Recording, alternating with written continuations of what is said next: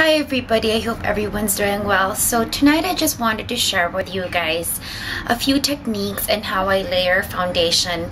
And I truly think that this is the ultimate key in me getting the complexion that I really want.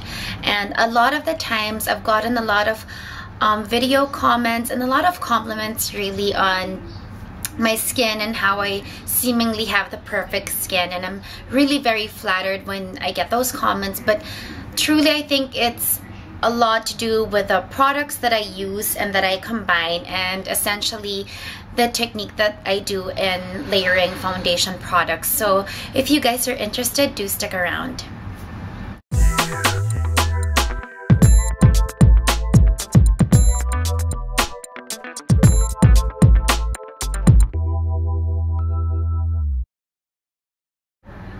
So I've essentially just taken out my base products here, and I'm just gonna share with you guys a few of the things that I find really works best for me. So first and foremost, a lot of you are probably wondering why layer foundations. Isn't it gonna be too thick, or isn't it gonna cause your look to be more cakey or packed on? But I think I've truly just found the perfect middle ground, or the perfect combination or technique that really does not let you veer towards that edge. First of all, when you layer foundations, you have to keep in mind that you're not packing on an entire pump of every foundation which you choose to combine, or every product. You really are just creating a canvas or kind of a base where you're doing a sheer application of each foundation, and you're really customizing the application to different parts of your face depending on whether you're needing more coverage or you're wanting a more luminous finish in certain areas of your face. And I know that sounds quite a bit too much to think of, but it's not really as complicated as it sounds. I'm just trying to kind of convey to you guys the best way that I can relay this, explaining it. Let me begin with saying that, of course, obviously you have to prime your face. Now, my holy grail foundation has been the Diorskin Nude, and after I apply my under eye concealer, I usually will apply the Diorskin Nude right after my primer. And what I do is I really just get maybe just even half a pump or less. I dot it in certain areas of the larger surface areas of my face, and then the Sephora Airbrush 55 has really become my holy grail foundation tool, and I've kind of even put aside the Beauty blender, even if I tremendously love it, just because this specific tool has just an amazing way of really buffing product in your face. So it really allows me to just layer foundation on. So I do apply this, a very thin layer, really, half a pump. I dot it to the large surface areas of my face, and I buff it in. Now when I buff it in, I do buff it quite a bit actually, and I kind of wait till the foundation feels like it's completely meshed with my skin. So after the Diorskin Nude, then that's when I kind of do play around with which foundations I really want to layer on. But after the Diorskin Nude, I don't exactly grab another foundation and start layering on. I actually work on my eye, and after I work on my eye, I clean my under eye area, I put my brightening concealer, and that's when I actually decide a second foundation to layer with. So the choice of the second foundation really relies heavily upon what I'll be doing that day, or if it's a night out, and I take into consideration the strengths of each foundation product. And for me, it's not really so much a thinking process because I'm very familiar with them. To give you guys an example, if it's a long day that I know I'm going to have, or I'm going to be running around, or probably doing an activity which will require a more long wearing foundation, I would usually reach for Estee Lauder Double Wear Light, or the Revlon Colorstay, which is like a drugstore counterpart, or the Vichy Dermablend, which is a bit more full cover, but it's also very long wearing. And then if I am happy with the finish, I just leave it as is. But the same as when I apply the Diorskin Nude, I dot it in the surface areas of my face, and then I really do half a pump first and buff it in. If I feel like I need more coverage in certain areas, then that's when I add a bit more.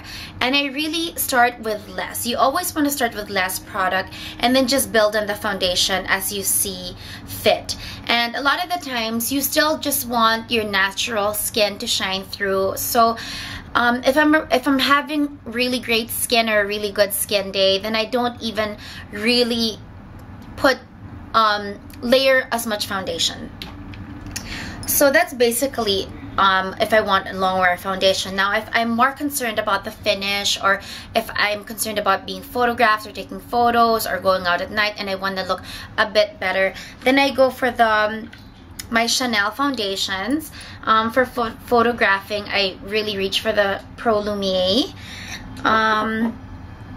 And then just a favorite combination always and forever, and I think this just gives a no-fail great combination, is Laura Mercier's Silk Cream Foundation and the Beaute No. 7 Lifting and Firming.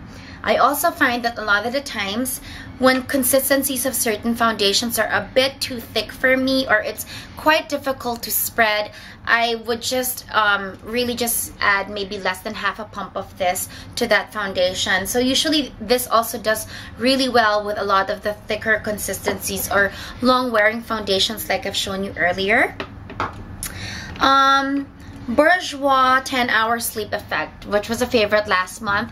I do like the finish of this. It's very luminous. So a lot of the time, if I was just having a regular day, I would just really layer this on my Diorskin Nude, and it has a very luminous finish, almost like the Pro Lumiere, but obviously and evidently not in that quality or leak. And then also, if I want a better finish, Face Atelier's Ultra Foundation, which is my HD foundation for just photographing and nights out. So you can really just play around with it depending on your need, your skin's need. Now, if I have any special skin concerns, like I have a breakout or a pimple, usually I will use the Vichy Dermablend, but only in that area. So usually breakout in my chin area, so I would actually apply Vichy Dermablend in my chin area, and then whatever my final layered foundation is, I kind of just buff slightly and just blend it in with that area.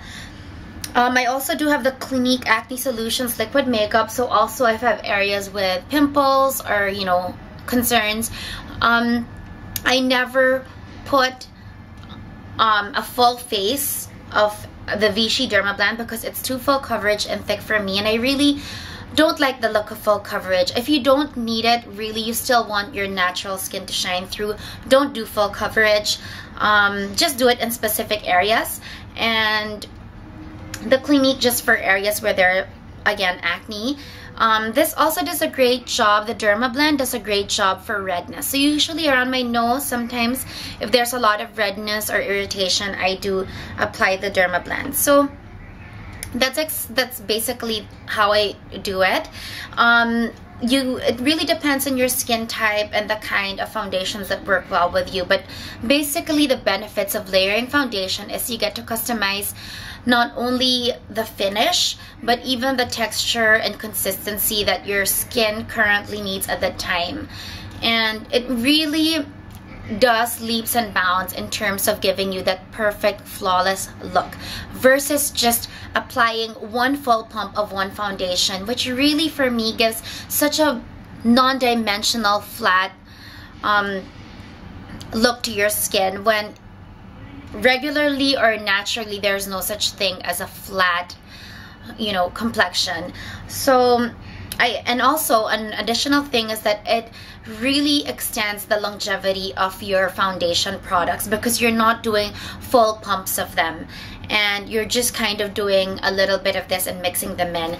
It sounds a lot, but once you get down to it, it almost is like